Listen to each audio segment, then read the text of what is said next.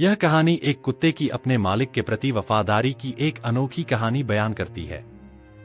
उस व्यक्ति ने अपनी और अपने कुत्ते मोती की कहानी सुनाते हुए बीती जिंदगी की कई घटनाओं का जिक्र किया। उन घटनाओं में उन दोनों के आपसी संबंधों और एक दूसरे के प्रति लगाव के बारे में कई प्रेरक प्रसंग थे। मगर वास्तविक कहानी तो यह थी कि जब एक बार मालिक बीमार पड़ा तो कुत्ते ने उसके लिए ऐसी दुआ मांगी कि मालिक तो ठीक हो गया, पर कुत्ता अपनी जान से जाता रहा। आप यकीन नहीं करेंगे, मगर ये कहानी जो मैं आपको सुनाने वाला हूँ बिल्कुल सही है। ये कहकर किसान ने एक बीड़ी सुलगाई, 2-3 जोर के कश लेकर उसे फेंक दिया और अपनी कहानी सुनाना शुरू की। किसान के मिजाज से हम वाकिफ थे, इसलिए हम खामोशी से सुनते रहे। बीच में उनको कहीं भी न टोका। किसान ने वाकया यूं बयान करना शुरू किया। मोती मेरे पास 15 बरस से था, जैसा कि नाम से जाहिर है। इसका रंग सुनहरी माइल आकर्षक था। बहुत ही हसीन कुत्ता था। जब मैं सुबह उसके साथ बार की सैर को निकलता तो लोग उसको देखने के लिए खड़े हो जाते थे। लॉरेंस गार्डन के बाहर मैं उसे खड़ा कर देता। मोती खड़े रहना यहाँ, मैं अभी आता हूँ, ये कहकर मैं बाड़ के अंदर चला जाता। घूम फिर कर आधे घंटे के बाद वापस आता तो मोती वहीं अपने लंबे लंबे कान लटकाए खड़ा होता। जर्मन जात के कुत्ते आमतौर पर बड़े अच्छे और वफादार होते हैं, मगर मेरे मोती में ये अपने मालिक के प्रति बहुत वफादारी थी। जब तक उसको अपने हाथ से खाना नदू नहीं खाता था। दोस्त यारों ने मेरा मान तोड़ने के लिए लाखों जतन किए, मगर गोल मोती ने उनके हाथ से एक दाना तक न खाया। एक दिन की बात है कि मैं लॉरेंस के बाहर उसे छोड़कर अंदर गया तो एक दोस्त मिल गया। घूमते घूमते काफी देर हो गई। इसके बाद वो मुझे अपनी कोठी ले गया। मुझे शतरंज खेलने का आदत था। बाजी शुरू हुई तो मैं दुनिया व उसी समय अपने काम को भूल गया। कई घंटे बीत गए। इसी बीच मुझे मोती का ख्याल आया। बाजी छोड़कर लॉरेंस के गेट की तरफ भागा। मोती वहीं अपने लंबे लंबे कान लटकाए खड़ा था। मुझे उसने अजीब नजरों से देखा, जैसे कह रहा है, दोस्त, तुमने आज अच्छा सुलूक किया मुझसे। बेहद अफसोस हुआ, आप यकीन मानो मैंने शतरंज खेलना छोड़ दी। माफ कीजिएगा, मैं अभी तक जुएखाने की तरफ अभी तक नहीं आया। दरअसल मोती की बात शुरू हुई तो मैं चाहता हूं कि उसके बारे में मुझे जितनी बातें याद हैं आपको सुना दूं। मोती से मुझे बेहद मोहब्बत थी।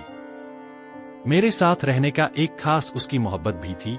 जब मैंने शादी न करने का बात किया तो उसको अलग करा दिया।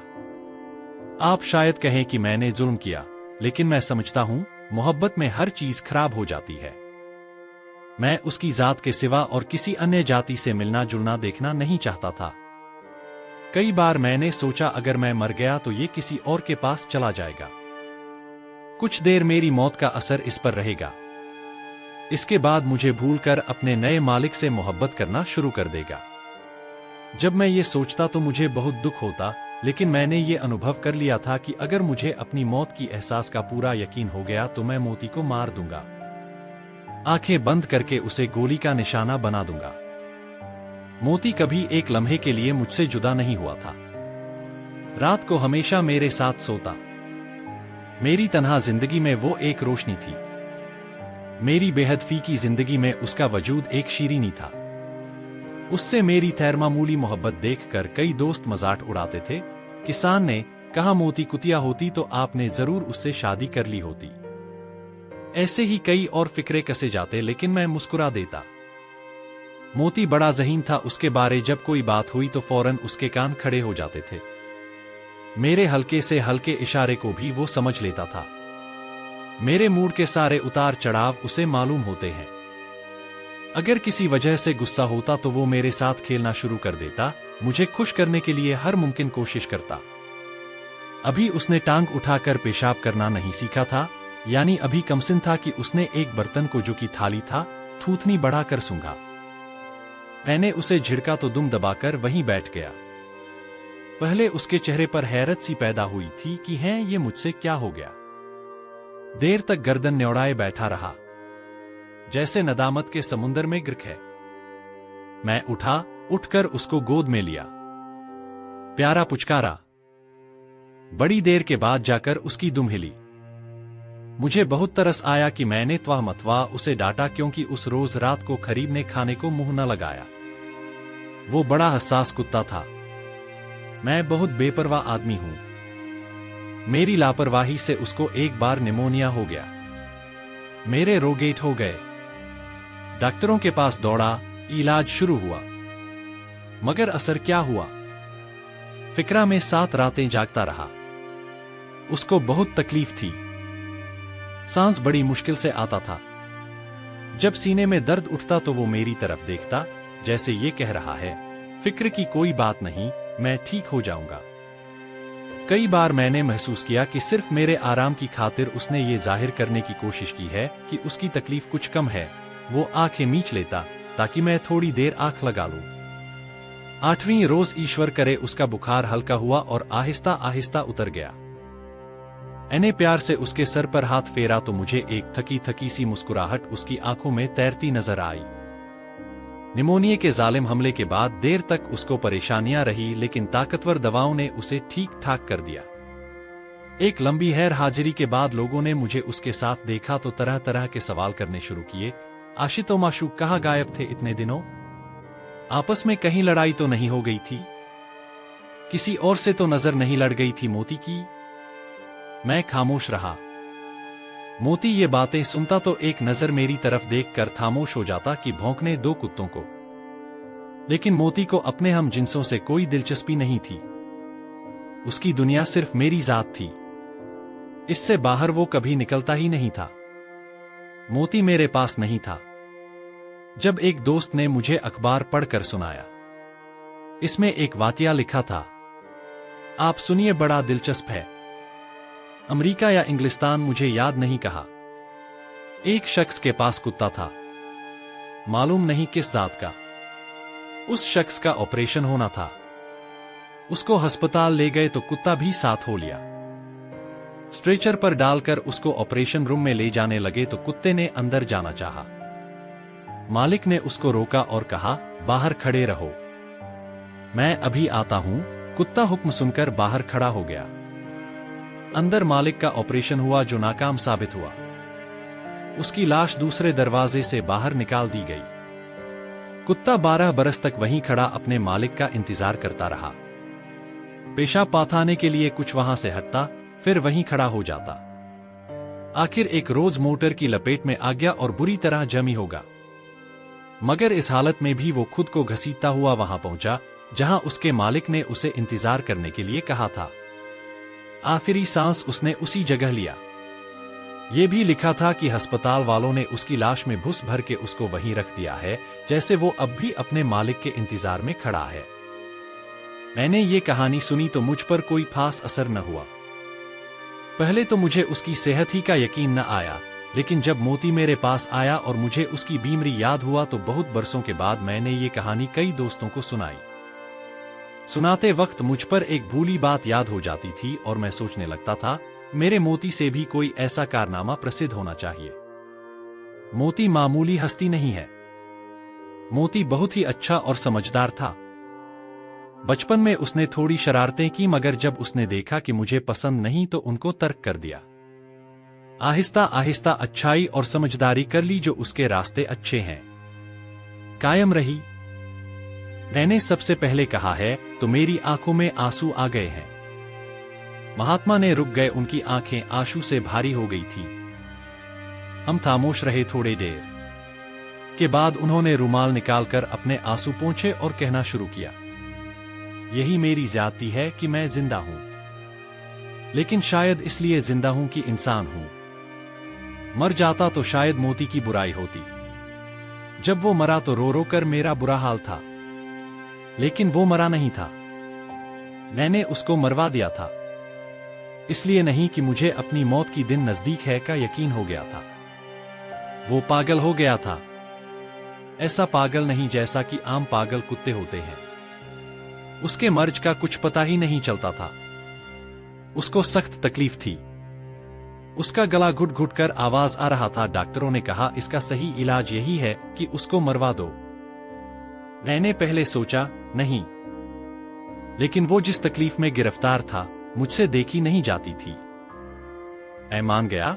वो उसे एक कमरे में ले गए जहां बर्थी झटका पहुंचाकर हलाक करने वाली मशीन थी। मैं अभी अपने शिकारी के दिमाग में अच्छी तरह कुछ सोच भी न सका था कि वो उसकी लाश ले आए। मेरी मोती की लाश। जब मैंने उसे अपने बाजुओं में उठाया तो मेरे आंसू टप टप उसके सुनहरे बालों पर गिरने लगे जो पहले कभी अपनी गोद उठाए नहीं हुए थे। टांगे में उसे घर लाया, देर तक उसको देखा किया। 15 साल की मासूम मोती की लाश मेरे बिस्तर पर पड़ी थी। ईश्वर से पूरी तरह टूट गया था। मैंने उसको नहलाया, कफन पहनाया। बहुत देर तक सोचता रहा कि अब क्या करूं, जमीन में दफन करूं या जला दूं। जमीन में दफन करता तो उसकी मौत का एक निशान रह जाता। ये मुझे पसंद नहीं था। मालूम नहीं क्यों, ये भी मालूम नहीं कि मैंने क्यों उसको जमीन में दफन करना चाहा। मैंने उसके मेरे मन अब उसके बारे में अब भी कई बार सोचा है, मगर मुझे कोई जवाब नहीं मिला। फिर मैंने एक नई बोरी में उसकी कफनाई हुई लाश डाली, धो धाकर बट्टे उसमें डाले और दरिया की तरफ रवाना हो गया। जब नाव दरिया के बीच में पहुंची और मैंने बोरी की तरफ देखा तो मोती से 15 बरस की याद दस्त एक बहुत ही तेज परछाई बनकर मेरे मुख में अटक गई। मैंने अब ज्यादा देर करना उचित न समझा। कांपते हुए हाथों से बोरी उठाई और दरिया में फेंक दी। बहते हुए पानी की चादर पर कुछ बुलबुले उठे और हवा में हल हो गए। नाव वापस साहिल पर आई। मैं उतरकर देर तक उसे देखता रहा, जहां मैंने मोती को बीच धारा में परवाह किया था। शाम का धुंधल का छाया हुआ था। पानी बड़ी खामोशी से बह रहा था, जैसे वो मोती को अपनी गोद में सुला रहा है। ये कहकर महात्मा चुप हो गए। चंद लम्हात के बाद हम में से एक ने उनसे पूछा, लेकिन महात्मा, आप तो दिल छू लेने कहानी सुनाने वाले थे। महात्मा चौंके। ओह, माफ कीजिएगा। मैं अपनी रौ में जाने कहां से कहां पहुंच गया। कहानी ये था कि मैं अभी अर्ज करता हूं, 15 बरस हो गए थे हमारी मित्रता को। इस दौरान मैं कभी बीमार नहीं हुआ था। मेरी सेहत भगवान दुआ से बहुत अच्छी थी, लेकिन जिस दिन मैंने मोती की 15वीं सालगिरह मनाई, उसके दूसरे दिन मैंने आखुशी महसूस की।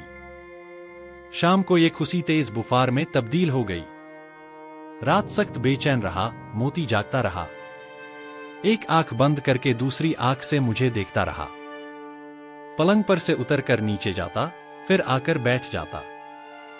ज्यादा उम्र हो जाने के कारण उसकी याददाश्त और शरीर कमजोर हो गई थी, लेकिन जरा सी आहट होती तो वो चौंक पड़ता और अपनी धुंधली आंखों से मेरी तरफ देखता और जैसे ये पूछता, ये क्या हो गया है तुम्हें? उसको हैरत थी कि मैं इतनी देर तक पलंग पर क्यों पड़ा हूं, लेकिन वो जल्दी ही सारी बात समझ गया। जब मुझे बिस्तर पर लेटे कई दिन गुजर गए तो उसके चमकते चेहरे पर उदासी छा गई। मैं उसको अपने हाथ से खिलाया करता था। बीमारी के आगाज में तो मैं उसको खाना देता रहा।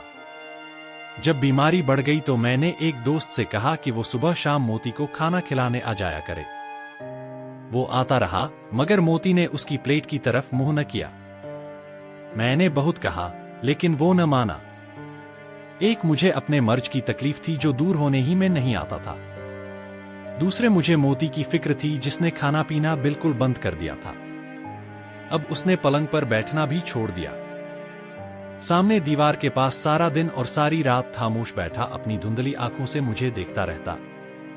इससे मुझे और भी दुख हुआ। वो कभी नंगी जमीन पर नहीं बैठा था। मैंने उससे बहुत कहा, लेकिन वो न माना। वो बहुत ज्यादा खामोश हो गया था। ऐसा मालूम होता था कि वो दुख और उदासी है।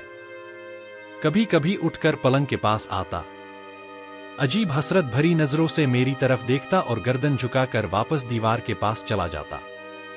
एक रात लैंप की रोशनी में मैंने देखा कि मोती की धुंधली आंखों में आंसू चमक रहे हैं।